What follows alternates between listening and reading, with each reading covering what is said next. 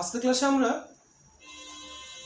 সংখ্যা পদ্ধতির আরেকটা নিয়ম ক্রম বিবর্ধন পদ্ধতি ব্যবহার করে সংখ্যা রেখার উপর 3.765 কে প্রদর্শন করব বলেছে। মানে এখানে বলবে যে কোনো সংখ্যা দেওয়া থাকবে, বলবে ওই সংখ্যাটাকে সংখ্যা রেখার উপর প্রদর্শন করতে, মানে সংখ্যা রেখা এঁকে তার উপর স্থাপন করতে বলবে। এখানে ডাইরেক্ট মান দেওয়া থাকতে পারে অথবা কোনো সংখ্যা দিয়ে তার উপরে বার চিহ্ন থাকতে পারে। বার মানে কি, এগুলি বারবার আসবে। ওইখানে বলে দেবে যে 3.4 এরকম বলে দেবে, ঠিক আছে? ওই রকম একটা করাবো। ফার্স্ট দেখো, যেমন এই অঙ্কটা আছে, এখানে ডাইরেক্ট মান দেওয়া আছে 3.765, বলেছে সংখ্যা রেখার উপর এটাকে স্থাপন করতে। তাহলে তোমাদের ফার্স্ট স্টেপ হবে এরকম লম্বা করে একটা লাইন আঁকবে, ঠিক আছে? এরকম সোজা করে লম্বা করে লাইন আঁকবে,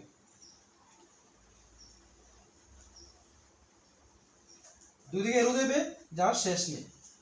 এখন লক্ষ্য রাখবে সংখ্যাটা কত। দেখো দশমিকের বাম দিকে লেফট সাইডে কি আছে, এটা 3।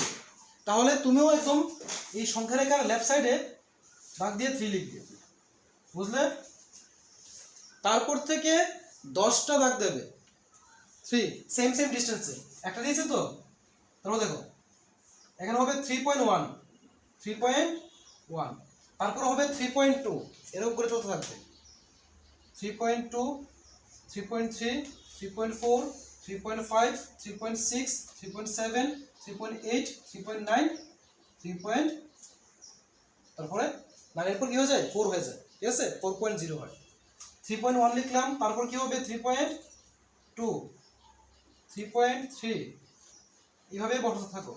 3.4, 3.5, 3.6, 3.7, 3.8, 3.9।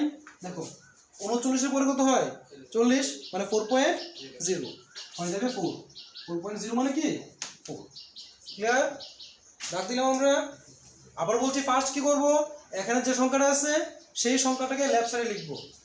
লেখার পর যাই থাকুক না কেন তারপরে 0.1, 0.2, 0.3 করে কন্টিনিউ চলতে থাকবে। কতক্ষণ পর্যন্ত, 3.9 পর্যন্ত।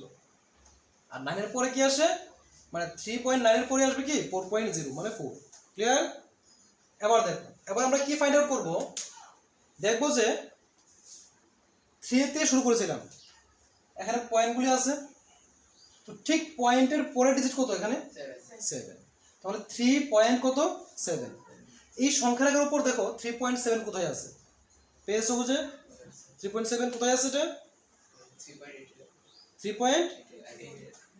এটা 3.7। এখন তুমি 3.7 এবং ঠিক তারপরেরটা, এই দুটোকে একসাথে রাউন্ড করবে। 3.7 এবং ঠিক তারপরেরটা দুটোটাকে একসাথে রাউন্ড করবে, বললাম তো? করার পর এখান থেকে টান দেবে একটা দিকে, এভাবে, এখান থেকে টান দেবে একটা এদিকে, ঠিক আছে? এখন আবার সংখ্যা রেখা আঁকো, আবার সেম ভাবে সোজা করে আঁকবে এটা।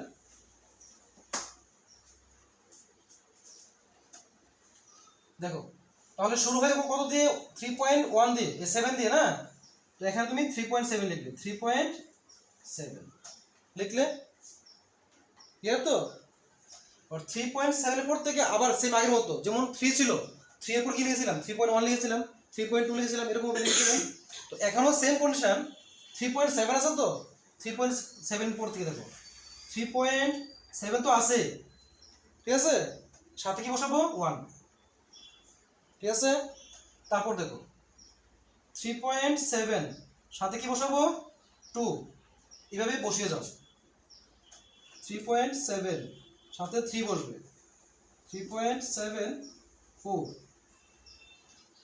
3.75, 3.76, 3.77, 3.78, 3.79,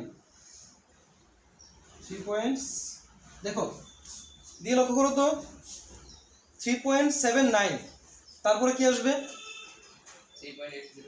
3.80, 3.80 মানে কি 8, আলাদা দরকার নেই, বা তুমি 80 লিখলেও সমস্যা নেই, বা 8 লিখলেও সমস্যা নেই। বলো এটা তাহলে দেখো তো এই যে রুট আছে এখানে 8 3.8 হয়েছে। দেখো স্টেপটা বুঝলে কি না, যে সংখ্যাটা থাকে সেম সংখ্যা লিখে সাথে শুধু 1 2 3 বসিয়ে দেবো, ইজি। এখন দেখো কয় ডিজিটের আসলো মাঝখানে, পয়েন্টের পরে 2 ডিজিটের, তাহলে পয়েন্টের পরে 2 ডিজিট কাউন্ট করো তো কি থাকে এখানে 3.76। কোথায় আছে 3.76? এই যে 3.76, তাহলে 3.76 এবং তার পরেরটা কত 3.77, এই দুটোকে রাউন্ড করব, এই দুটোকে রাউন্ড করলাম, ঠিক আছে। এখন সেম ভাবে আবার সংখ্যাটাকে আঁকবো আর সাইড দিয়ে এই টানা দেবো, এই টানা করে দিচ্ছি আমি, ঠিক আছে। দেখো তাহলে সেম ভাবে আবার সংখ্যাটাকে আঁকবো। তাহলে দেখো ফার্স্ট পয়েন্ট কত আছে, এটা 3 পয়েন্ট কত 76। ফার্স্ট আমরা কি লিখবো 3.76, তারপরে কি লিখবো 3.76, তার কি আসবে 1। দেখো প্রত্যেকে বুঝতে পারছো কিনা, 3.76 2, 3.76 3, 3.76 4, 3.76 5, 3.76 6, 3.76 7, 3.76 8, 3.76 9। এখন বলো 3.76 9 এসছে, 9 এর পরে কি আসবে 3.770, মানে 3.77, লাস্টে জিরো তো লেখা দরকার নেই।